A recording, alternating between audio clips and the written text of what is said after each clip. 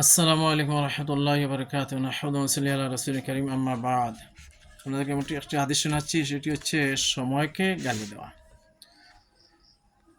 হাদিসটি হচ্ছে আবু দাউদ শরীফের সর্বশেষ হাদিস। হাদিস নম্বর হচ্ছে 5274 নম্বর হাদিস।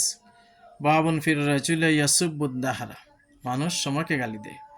حدثنا محمد بن صباح بن سفيان وابن السرح قال حدثنا سفيان عن الزهري عن سعيد عن أبي هريرة رضي الله عنه عن النبي صلى الله عليه وسلم يؤذيني يا ابن آدم يسب الدهر وأنا الدهر بيدي الأمر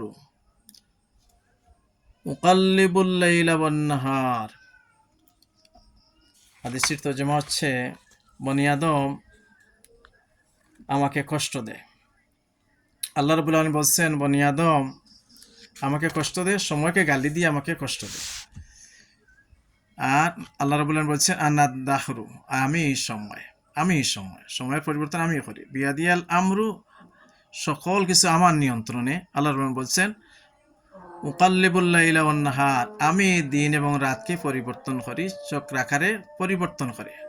সাল্লাল্লাহু আলা সাইয়্যিদিনা মাওলানা মুহাম্মদ ওয়া আলা আলিহি ওয়া সাহবিহি ওয়াসাল্লাম।